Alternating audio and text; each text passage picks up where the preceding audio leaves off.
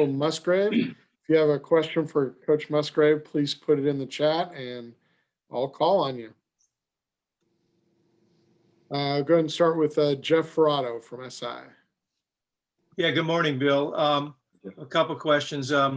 One is, can you just talk about what you're seeing from Nico Remigio in camp so far? He finished last season strong, and I understand he's also possibly going to be playing both in the slot and wide. Yeah, we're going to move him around. He had a super day yesterday.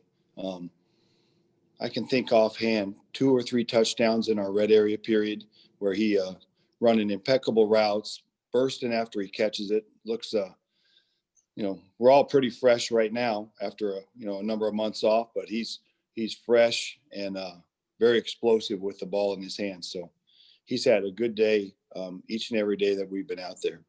And is his ability to play in either of those spots just a function of your offense or what? Well, no, he's sharp. He knows the whole concept. He just doesn't know the split end or the flanker or the slot. We can plug and play him in different areas so we can keep the defense a little bit off balance. And then I'd like to ask you also about the walk-on freshman running back, Ashton Stredick. He's got kind of eye-popping high school stats. They don't necessarily automatically translate. I'm sure you like them to, but how do you envision potentially using him this year? Are there any opportunities for him to play right away, or where is he at in it's pretty early, but where is he at in development? Well, I think there's a chance that he would get on the field this year. I think everyone's going to have to pull their weight, especially with the season as we're anticipating. Everyone's going to have a role and going to need to do their part when they're called upon. And Ashton will be one of those guys. He's got amazing quickness. So far, he's looked like he can catch the ball adequately. He's young. He hasn't been here, of course, for spring ball. We had no camp, no in-person meetings, until just recently. So he's doing a nice job, but he definitely has a lot of juice. Is he still kind of a kid, or is he physically mature, or where does he stand in that regard? No, he looks pretty sturdy. Yeah, I think he'll do really well when we give him an opportunity in one of these games. And he's got some speed. A lot. Yeah. Thank you. Thank you. Okay, we'll move on to Trace Travers from Rivals. Hey, Coach. I wanted to talk about the offensive line a little bit. You have a guy who you didn't have in spring in Will Craig, who has taken some reps there. What does the left tackle position look like so far in camp, and how has Will Craig done?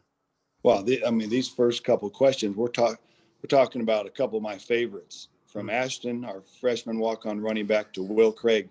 Will couldn't do anything there in March, trying to get around on his injured foot, having absolutely no fun back there in March for practices 1 through 4, and worked hard at rehab, got healthy, and now he's really anchoring the left tackle position, just doing an outstanding job. Couldn't be more pleased with what Will's done in the first 6 days out here. What stands out about his skill set at the position? Well, he's so athletic. He knows what to do. Offensive line is about the who and the how. You got to know who to block. Then you got to have the capability and know how to block him with the correct technique. So he's on top of his position and he's on top of his craft right now, doing a nice job and, getting better like all of us each and every day because we're just embarking on this journey. Do you feel like you have a steady first group there on the offensive line, or is it more guys are starting to compete and rotate in? There's competition. We've got good depth there. We've got good depth with Val. Our right side is intact, as you can imagine, with McCade and Jake. Our center is an amazing player. And then on the left side, we've got good depth. We've got Will, of course, and then we've got Sindo, and Val can play some guards. So it's great to have some guys with versatility. Awesome. Thank you. Okay, we'll move on to Rusty Simmons from the San Francisco Chronicle. Coach, this is probably obvious, but along with that versatility that you have on the line, you've got a lot of experience. What does that mean to you guys, and what does that allow you to do to have that experience up front? It's really invaluable. These guys have been trained really well, by Will Heck and Addison Ooms and Angus McClure, and even going back to Steve Greatwood, in previous years. The experience that they've gained from their coaches is invaluable. So they're well versed in football, whether we're calling a play this or that from one scheme to another. they're on top of it. So thank goodness, because we've got limited preparation, but got confidence in those guys being ready to go November 7th. I was going to ask you in general about this first week as well. You guys are about a week in now. How would you kind of judge the offense as a whole right now? Well, we're still, we're growing. We've barely passed the halfway point in our installation process. So we're a little bit more than 50% in. So we're taking 2, 3, 4 days at a time just to talk about concepts, walk through them, simulate them, practice them against the defense, and then come back and do it again, see if we can replicate the good things we've done. So we're working at a methodical pace, so we can have a good foundation for once we get later in the month and then embark on the season in November. Thank you. Okay, we'll go to Jasper Sundin from the Daily Cow. Hey, Coach, I think I missed your last interview, so forgive me if I'm making you repeat things, but you have a couple of talented tight ends on that roster. Has anyone stuck out to you throughout this first week? Well, they've been doing a nice job. Both Jake and Colin, are upperclassmen type guys. They're doing a nice job. We've got a young guy in Jake Muller. Nick Alphin's doing a nice job. Isaiah Mohara. A lot of good depth there. And so those guys are really battling when it comes to the run game, because we're going to run it. And we need our tight ends to bring that physical nature. And then in the pass game, they do a nice job versus both man and zone. So the tight ends are crucial, as we've talked about, to every offense at every level of football. So we want that position to be a strength of ours. And then you guys have been in practice now for a week. Has anything surprised you or stuck out to you? I know you're back in college football, but I imagine a lot of things are similar, but this is also a pandemic. That things I imagine are a little different. Is anything stuck out? I don't think so. I think we've really enjoyed the days. We've really enjoyed this opportunity. We're thankful and blessed that so many people have done so many things to allow us to get out on the field. The safety measures are amazing, and they're being executed in a sound manner. So as we've talked, any coach at any level, at any sport, our number one responsibility is the safety and health of our players, both on the field and off. And so that's our priority each and every day. So we're thankful when we do get out there and have a blast, working on football. Okay, Jasper, anything else for Coach? Nope. Okay, Jim McGill with Bear Insider. Hey, Coach, you brought in a talented group of 5 freshman scholarship guys and a talented walk-on too.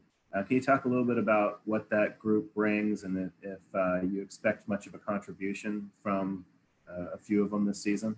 We definitely do, especially with everybody having to have a role. Everyone's got to be ready to play. The talented walk-on you're talking about, Grant Daly from De La Salle, is doing a super job, catching a ton of balls in 7-on-7 when we have our developmental practice.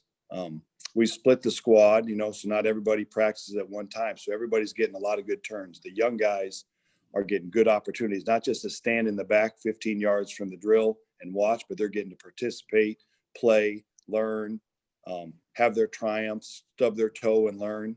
And then the other guys you mentioned, from Justin Baker to Jeremiah Hunter to Tommy Christakos, Mason Mangum's doing a nice job. And then yesterday, Aiden Lee had a terrific day, caught a couple touchdowns, caught a go route from Devon Modster. So all 5 of those freshmen plus Grant are making contributions already.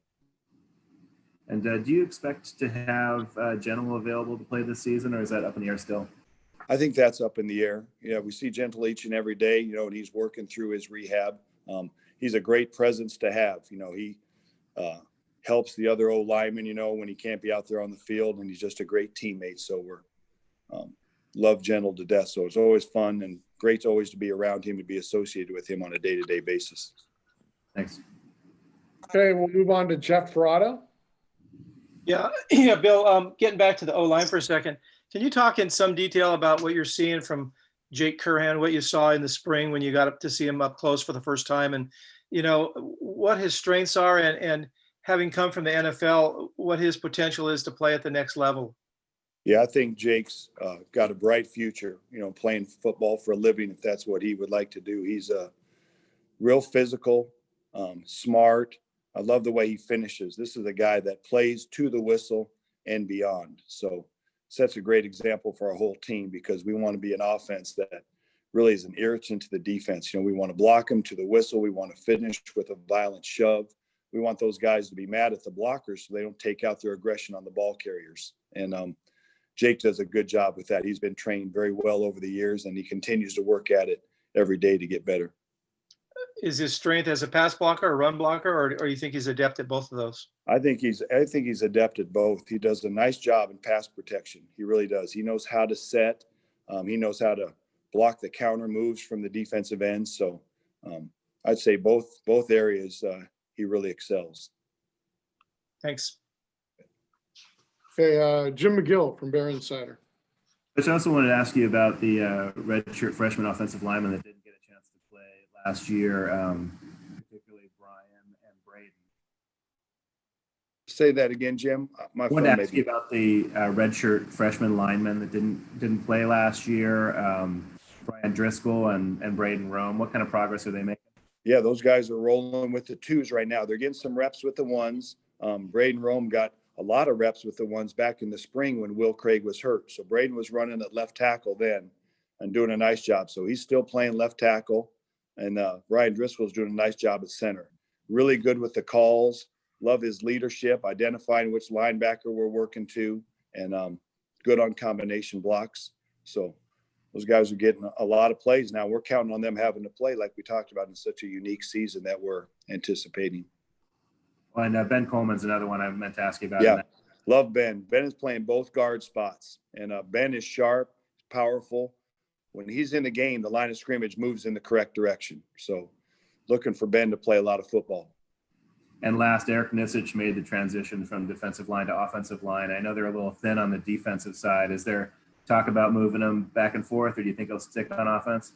I think there's a chance of that. Eric Nisich is a guy, as you've seen, who can really bend. He can get low and get his pad level down. He's flexible. He's dynamic. So we're glad to have him on offense. But Andrew Browning needs him. I'm sure we'll make him available. But we got some ideas for Eric. He's going to do some great jobs for us, both on the line. And then if we need a little bit more bulk, either at a fullback spot or a tight end spot, he's a good candidate because he is explosive and he can bend. Thanks. Hey, we have time. If anybody give you about another 10 seconds here, if anybody else has one, put it in the chat. Good. Thanks. You guys can sense I'm fired up. We've had a good few days and looking forward to today and through the weekend. Go Bears. Thanks a lot.